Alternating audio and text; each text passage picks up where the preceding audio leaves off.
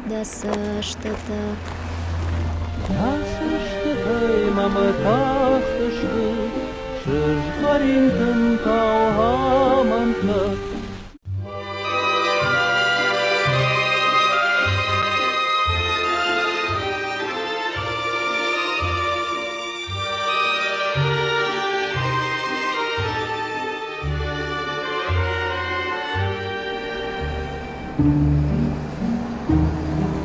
Альбина с детства танцевала. Выходила вот сюда на Джанаева и там плясала прохожим всех и так, и сяк. Говорит, дай 5 копеек. И, кстати, ей давали. Бабуля говорит, никогда без денег домой не пришла. Вот так в один день ее заметил руководитель ансамбля и говорит, кто эта девочка? Говорит, ну это вот Елизаветы Каспулатовны дочка. Он поднялся и говорит, вы не хотите, значит, ее отдать на танцы? Ну, бабуля была очень строгая. Она говорит, какие танцы, никогда в жизни такого не будет. Но настолько он в ней это увидел, зацепился, и чуть ли не министр культуры пришел просить бабушку, ну, мать Альбину, чтобы она ее отдала. И в 16 лет она уже работала в ансамбле.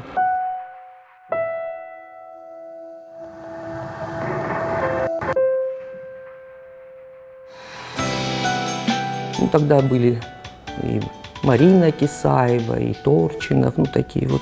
То есть она училась у них, вот с истоков пошла. Ну и плюс еще свое вот обаяние природное, талант. Ее стали вводить и в сольные партии. В один прекрасный день афиши смотрю везде. Альбина, Альбина. Ну и ее лицо красавица, с ума можно сойти. Я так и представлял, что это она такая. Проходишь и нет уже афиши, срывали у нас или дома. Любой дом зайдешь, и там афиша Альбины висит.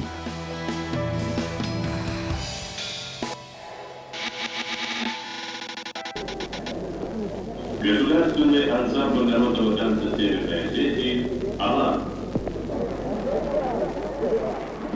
Я сельская девочка, когда мы приходили в наш Дом культуры на концерт госансамбля «Алан», я сейчас больше такое нигде не видела, чтобы в зале не только места были заняты, но и на полу сидели мы все дети.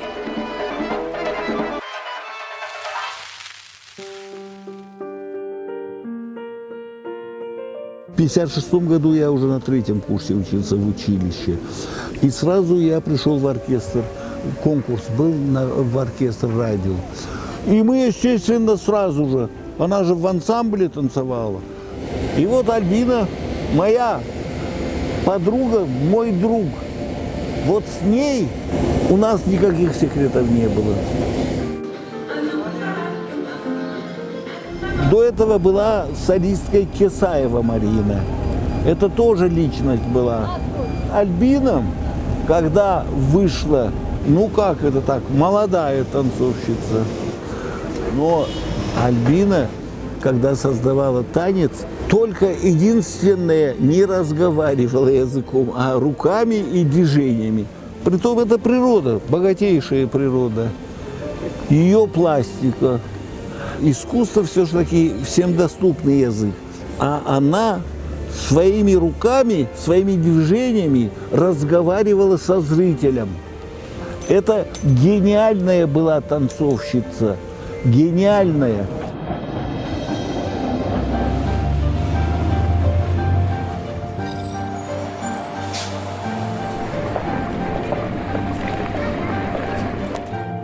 Альбина Владимировна сама танцевала, нас учила танцевать по определенной школе. Школа должна быть одна. Это как в классике, в классическом танце. Есть одна школа, школа Вагановой. А дальше уже какие нюансы сам танцовщик добавляет, это уже дело профессионала.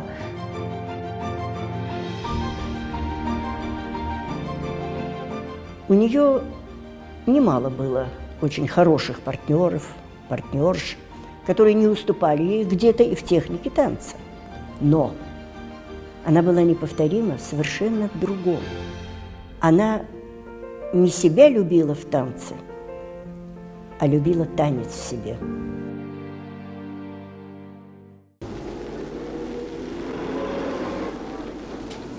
Я, наверное, в классе 7-8 была.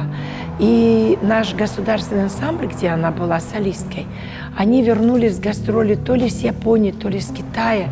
А в газете «Социалистическая Осетия» была вся газета посвящена их гастролям. И какой-то журналист в переводе с японского или китайского, но это уже не важно, он рассказывал и разбирал танец картули. Я увидел эту свадьбу, где невеста один раз только подняла во время танца картули, один раз подняла свои огромнейшие глаза на своего возлюбленного. Это ж танец жениха и невесты. Видимо, она в это время была спиной к старшим, танцевала, и она тогда только посмела свои глаза поднять. На меня это очень огромное впечатление произвело. Была поездка в Англию. Они заняли там первое место. И пришел сам принц Чарльз. Большая делегация, и вот все выстроились и так далее. И все как-то кланялись, ну вот как вот королевским особам, туда-сюда. А они стояли с Аликом Хасиевым, и ему слегка вот так головой сделали. И на него это произвело такое впечатление. Короче говоря, он только их позвал к себе вот на чаепитие.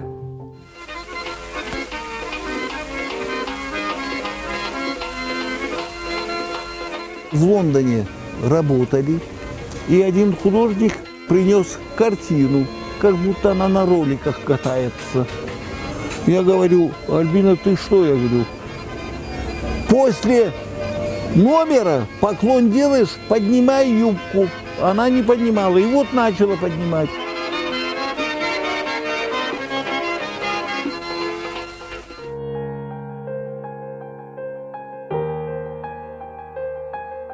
Так плыла, что, извините, никакая тростинка девушка не пройдет так плавно.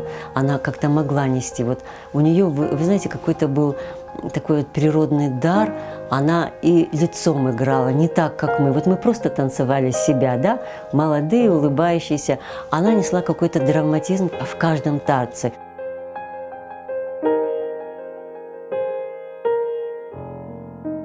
Глядя на нее, люди плакали. Ее танец – это был танец души, танцевала душа.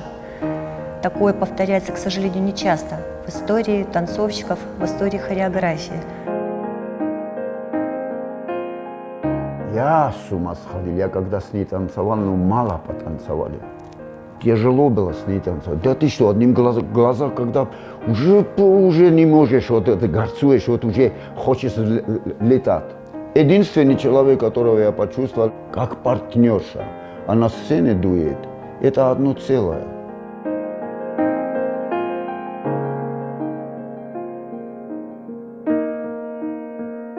Ну, с Альбиной впервые я познакомилась, учась в училище искусств на хореографическом отделении.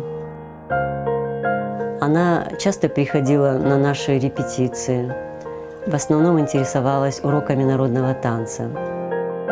Когда вот Альбина уже, учась с нами как бы и на репетициях, показывала какие-то движения, она уже как бы мысленно отбирала, кто ей подходит и кто нет.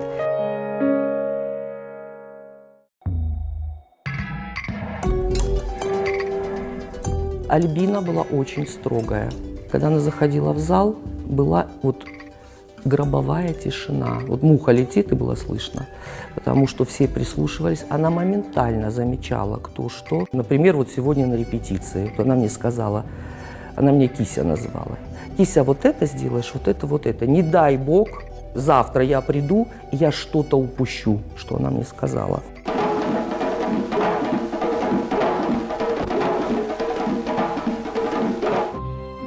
Она могла репетировать до 7-го пота, могла и голос повысить, да, но это все нужно было, потому что наша такая профессия, тут нужна строгость. Но вне работы она была нашей подругой, конечно, подругой. У нее было такое обаяние, которое, знаете, это врожденное, я считаю.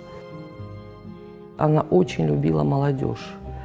И она видела, у нее чутье было. Благодаря ей очень много вышло. И солисты были в ансамбле, и солисты в арте. Ирбек Туаев, народный артист стал, и Гала Датриева, народная артистка, Зарина Ватаева. Это все благодаря Альбине. Вы знаете, Альбина, эти эскизы мне, пожалуй, нравятся больше других. Мне тоже. Только здесь на рукаве хочется дать более скромный орнамент. Разрешите? Да-да. Прошу садиться. Благодарю. После репетиции я по какому-то рабочему моменту заглянула к ней в кабинет, а у нее сидел там парень, ну так как бы спиной ко мне, она с ним разговаривала, говорит: «О, заходи, — говорит, — Настя, заходи. Посмотри, кто у нас сидит. Это, говорит, Валерий Гергиев. Запомни его, он будущая звезда Осетии». И не только Осетии оказалась, а всего мира. Она выискивала каких-то способных детей, танцоров для своего коллектива. Она даже на улице останавливала красивых высоких девушек и прям подходя к ним спрашивала: «А вы не хотите танцевать в ансамбле?» Она была бедная, ошарашена. Она говорит: «Я не умею танцевать». Она говорит: «Ничего, мы вас научим, приходите к нам». Вот таким образом она вот приглашала красоту в коллектив, понимаете?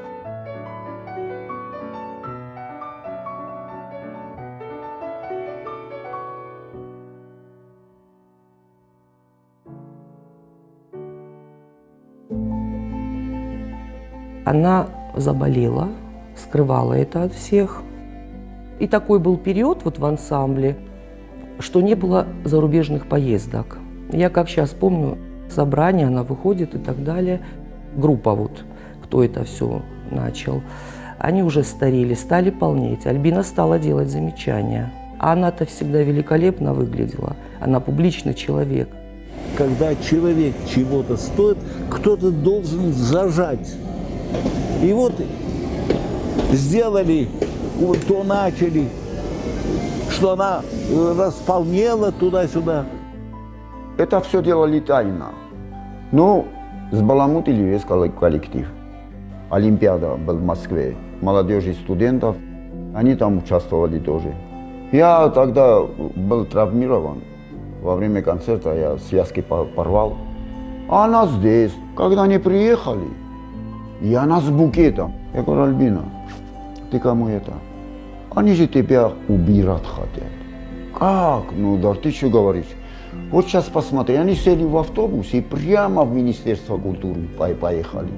Не по домам разъехались. Видишь? Я говорю, они в Министерство культуры едут. Я быстрее на машине и раньше приехали. Я говорю: давай иди поднимись и встречайся с их, с цветами». И вот с этого началось.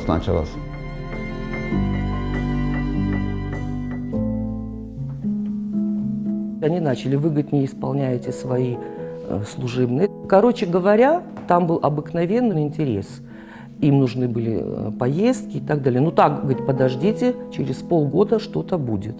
Ну, такое время было.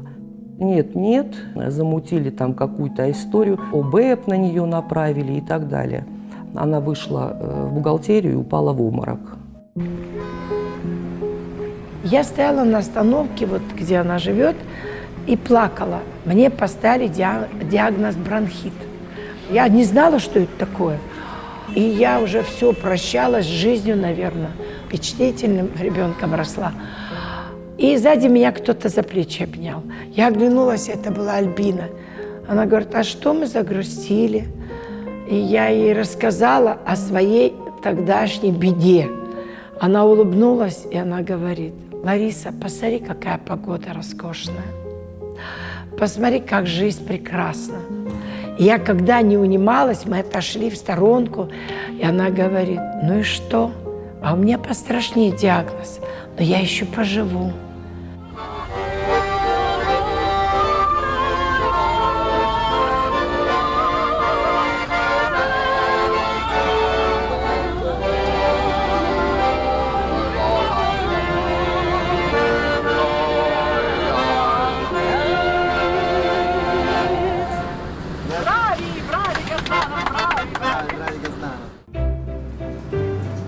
она не ушла в болезнь ни на один день. Альбина взяла месячную паузу и уже начинала собирать ансамбль «Арт» филармонии. Ну, ансамбль «Арт», ну, скажем так, это была я, потому что я моментально уволилась с ансамбля, они меня не хотели отпускать. Пришел тогда Станислав Кочоров и Артур Беликов. Вот мы втроем. Мы с ними работали 6 или 7 номеров. И Плавный был, и Даиси было, и Картули было, и Грузинский был, и все номера. То есть мы давали целое отделение втроем. Постепенно стали, значит, набирать артистов.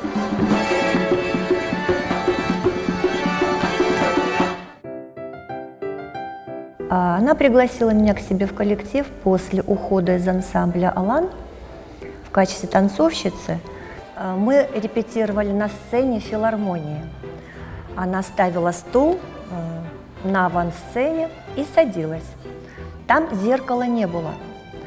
Но когда мы проходили мимо нее, допустим, это был какой-то танец или разминка, мы могли просто посмотреть ей в лицо, увидеть ее глаза и выражение лица, и мы понимали, что мы делаем так, что мы делаем не так. То есть ее лицо – это было наше отражение. Мы на Альбину смотрели как в зеркало. И вот это зеркало, оно отражалось на нас. Если она не выдерживала, что мы делали что-то не так, и она вставала, начинала нам показывать сама, мы говорили: Альбина Владимировна, спасибо вам большое, но мы увольняемся. После вас, вот как вы показали нам, но нам уже стыдно делать все по-другому. По-другому это уже будет очень плохо в сравнении с тем, что делаете вы, как показываете вы. Люди, которые прошли школу под названием Альбина Владимировна Баева, они могут сказать, что при Альбине Владимировне мы были все как у Христа за пазухой. Уроки творчества, которые Альбина Владимировна щедро дарила своим ученикам, просто низкий поклон. То есть она переживала за каждый наш шаг, за каждый наш момент. Мы знали, что если есть Альбина Владимировна, то она может решить любой наш вопрос, какой бы он ни был, бытовой или еще какой-то. И было от этого спокойно. Мы знали, что есть Альбина Владимировна, и мы жили спокойно. Мы знали, что проблем не будет ни в чем никогда. Она создала ансамбль «Арт», сделали новые костюмы, а газырей не было. Но я предложила свои услуги, говорю, я поеду в Тбилиси, может быть, что-то там как-то я раздобуду. Приезжаю я в Тбилиси, прошло много времени, уже ни Рамишвили не было, ни Сухишвили не было. И всех тех людей, которые Альбину знали, их уже, в принципе, уже не было. И вдруг подходит один человек и говорит мне: а я Альбину знаю. Я говорю: я вот приехала вот с такой просьбой, может быть, вы поможете нам? И вот он выносит 100 газырей и дарит их. И говорит: это для Альбины Баевой.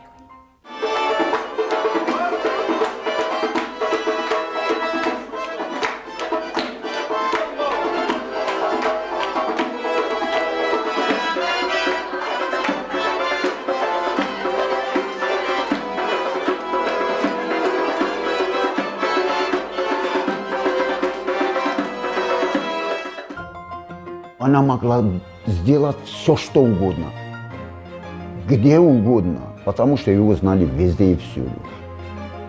Я вам даже расскажу такую историю, которая, наверное, подобна анекдоту.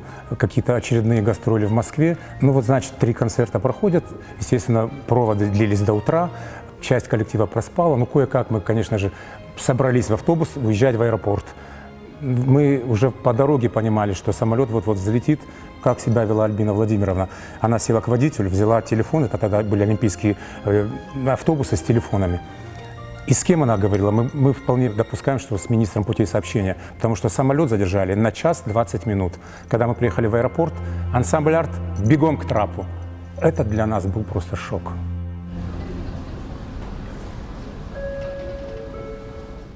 Во-первых, у нее были связи и в Москонцерте, и в Госконцерте. Мы первые поехали в Арабские Эмираты. Это же закрытая страна была. Нас встречали, как будто мы академический ансамбль. Ну, как вам сказать, как царей встречали.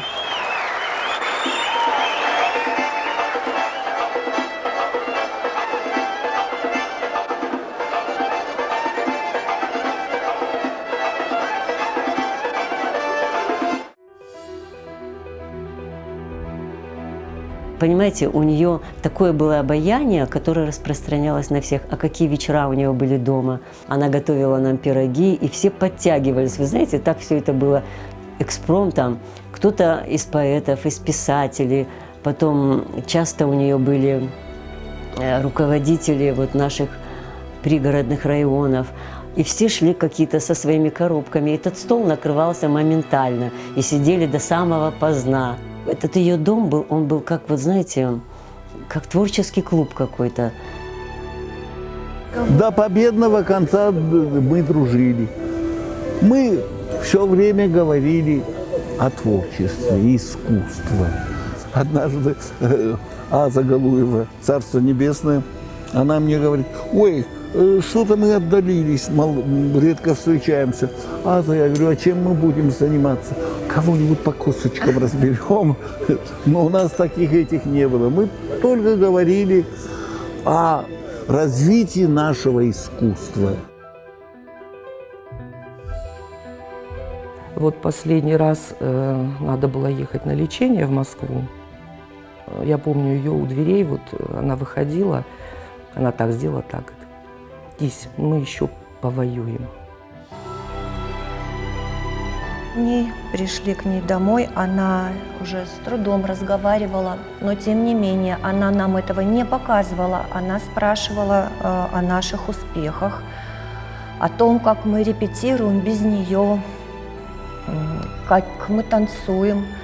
Я в тот момент, мы с ней успели порепетировать, видимо, это был даже последний танец, который она работала, это был танец Картули.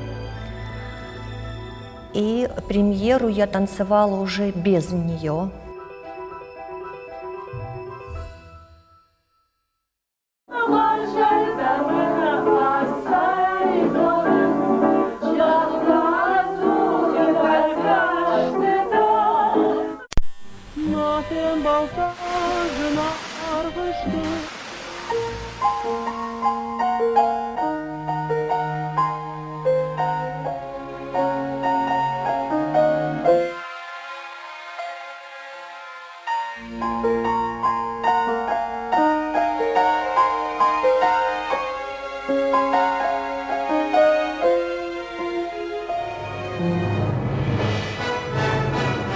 Говорят, что в искусстве эпоха рождает таланты.